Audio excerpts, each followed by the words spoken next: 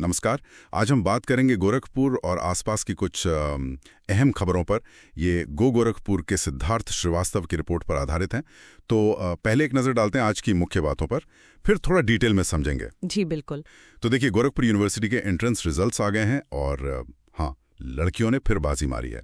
University research को भी बढ़ावा दे रही है। हाँ, ये अच्छी खबर है। दूसरी तरफ बिजली कर्मचारियों का विरोध प्रदर्शन भी है और कुछ दुखद खबरें भी हैं। रामगढ़ ताल में नाव हादसा, पूर्वांचल एक्सप्रेसवे पर एक्सीडेंट। सिक्योरिटी की बात करें तो एयरपोर्ट पर अवैध पिस्टल मिली है और कहीं अतिक्रमण हटाने पर थोड़ा विवाद भी हुआ। अच्छा।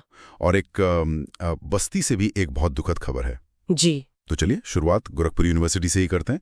एंट्रेंस के नतीजे आ गए हैं और सुनने में आया है कि इस बार भी बेटियों का प्रदर्शन बहुत अच्छा रहा, खासकर यूजी-पीजी में। हाँ बिल्कुल, ये ट्रेंड तो मतलब पिछले कुछ सालों से हम देख ही रहे हैं। टॉपर्स की लिस्ट में लड़कियों की संख्या काफी ज्यादा है, ये अच्छी बात है। कुलपति प्रोफेसर पूनम टंडन ने भी सफल छात्रों को बधाई दी है। और हाँ, 24 जुलाई से ऑनलाइन काउंसलिंग भी शुरू हो रही है। अच्छा, 24 से? जी। और ये भी है कि 72 में से 44 कोर्सेज के लिए ही परीक्षा हुई थी। बाकी जो 27 है उनमें मेरिट पर डायरेक्ट एडमिशन होगा। और यूनिवर्सिटी रिसर्च पे भी काफी फोकस कर रही है। वो इन्फ्लिबनेट के साथ कोई समझौता हुआ है शायद? हाँ, ये एक बहुत महत्वपूर्ण कदम है।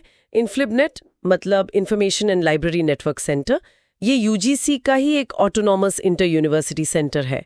तो इस एमओयू से यूनिवर्सिटी को कई डिजिटल सुविधाएं मिलेंगी, जैसे शोध गंगा जहां पीएचडी थीसिस जमा होती हैं, शोध सिंधु यानी ई जर्नल्स का एक्सेस, और वो प्लेजरिज्म चेक करने वाला सॉफ्टवेयर भी। अच्छा। तो इसका सीधा असर रिसर्च की क्वालिटी और एकेडमिक माहौल पर पड़ेगा। उम्मीद तो यही है। सही बात है।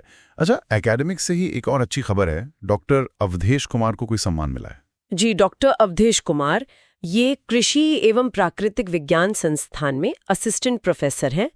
इनको इनके पीएचडी शोध ग्रंथ के लिए मुख्यमंत्री योगी आदित्यनाथ जी ने सम्मानित किया है। अरे वाह। हाँ, ये सम्मान उत्तर प्रदेश कृषि अनुसंधान परिषद के स्थापना दिवस पर दिया गया। ये उनके एग्रीकल्चरल इंजीनियरिंग में किए गए काम की एक बड़ी पहचान है। बिल्कुल, बहुत बढ़िया। चलिए अब शहर की दूसरी तरफ चलते हैं हम। ये बिजली कर्मचारियों का प्रदर्शन, ये काफी जोर पकड़ रहा है। क्या वजह है इसकी? देखिए, मुख्य मुद्दा तो ऊर्जा निगमों में जो कथित उत्पीड़न हो रहा है वो है, और साथ में निजीकरण से जुड़ी चिंताएं भी हैं। कर्मचारियों का कहना है कि दिसंबर 2022 और मार्च 2023 में ऊर्जा मंत्री के साथ उनके लिखित समझौते हुए थे, लेकिन वो अब तक लागू नहीं हुए। अच्छा, पुराने समझौते। जी, तो वो उन्हीं समझौतों को लागू करने की मांग कर रहे हैं। इसमें यह भी शामिल है कि हड़ताल के दौरान जो भी कार्रवाई हुई थी उसे वापस लिया जाए। मामला गंभीर है। अच्छा, शहर से कुछ चिंता बढ़ाने वाली खबरें भी आईं। रामगढ़ ताल में वो 2 स्पीड बोट टकरा गईं। जी, और ये काफी गंभीर घटना थी। एक पति पत्नी और उनका बेटा घायल हुए इसमें। रिपोर्ट्स में ये भी आया है कि जो दूसरी बोट का ड्राइवर था वो शायद नशे में था और लापरवाही से चला रहा था। तो ये घटना रामगढ़ ताल में बोटिंग की सुरक्षा और नियमों के पालन पर बड़े सवाल खड़े करती है। हाँ, ये तो है। और पूर्वांचल एक्सप्रेसवे पर भी एक दुखद हादसा हुआ है। हाँ, ये तो बहुत ही दुखद खबर है।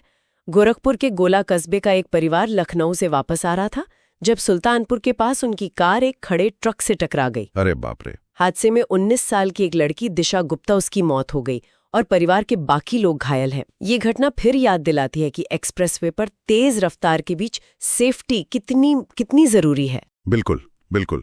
अच्छा, सुरक्षा से ही जुड़ी एक और बात। गोरखपुर एयरपोर्ट पर एक यात्री के पास से पिस्टल मिली, अवैध। जी हाँ, दिल्ली जाने वाली फ्लाइट का एक पैसेंजर था।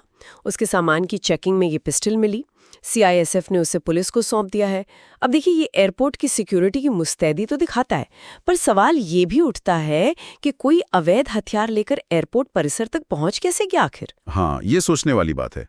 और जंगल कौड़िया में अतिक्रमण हटाने को लेकर भी कुछ तनाव की खबर थी। हाँ, वो गोरखपुर सोनौली 4 लेन सड़क चौड़ीकरण का काम चल रहा है, तो उसी के लिए अतिक्रमण हटाया जा रहा था।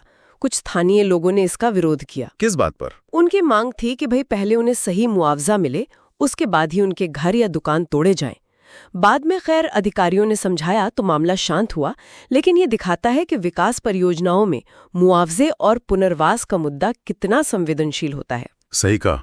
और अंत में वो बस्ती वाली खबर, वो तो दिल दहला देने वाली है। हाँ, वाकई बहुत ही दुखद। 3 बच्चे जिनकी उम्र कोई 8 से 10 साल के बीच थी। इनमें 2 सगे भाई थे वो साइकिल चलाने निकले थे घर से। अगले दिन सुबह उनके शव गांव के पास ही अवैध खनन से बने पानी से भरे गड्ढे में मिले। ये घटना न सिर्फ उन परिवारों के लिए एक भयानक त्रासदी है, बल्कि ये अवैध खनन के जानलेवा खतरों और कहीं न कहीं प्रशासनिक लापरवाही की तरफ भी साफ इशारा करती है। बहुत ही दर्दनाक। तो आज हमने गोरखपुर विश्वविद्यालय की अकादमिक दौड़ से लेकर बिजली कर्मियों के विरोध तक, रामगढ़ ताल और एक्सप्रेसवे के हादसों, सुरक्षा व्यवस्था और बस्ती की उस दिल दहला देने वाली घटना तक कई अहम बिंदुओं पर नजर डाली। हाँ, और इन सभी खबरों को अगर एक साथ रखकर देखें तो एक तस्वीर सी उभरती है। मतलब एक तरफ तो यूनिवर्सिटी में रिसर्च और पढ़ाई लिखाई का माहौल बेहतर करने की कोशिशें दिखती हैं, तो वहीं दूसरी तरफ जमीनी हकीकत में सुरक्षा, नियमों का पालन और जो मानवीय पहलू हैं वो चिंता का विषय बने हुए हैं। चाहे वो रामगढ़ ताल में नावों की सेफ्टी हो, या एक्सप्रेस वे पर सावधानी, या कर्मचारियों के अपने अधिकार हों, या फिर विकास के नाम पर जो विस्थापन होता है उसका दर्द हो, या फिर अवैध खनन जैसे खतरों को नजरअंदाज करने के इतने भयानक परिणाम। बिल्कुल सही कहा। और ये सोचने वाली बात जरूर है कि जो विकास की रफ्तार है और जो सुरक्षा के इंतजाम है, इनके बीच संतुलन कैसे बने। कैसे ये पक्का हो कि तरक्की की राह में ऐसी दुखद घटनाओं के लिए कोई जगह ना हो।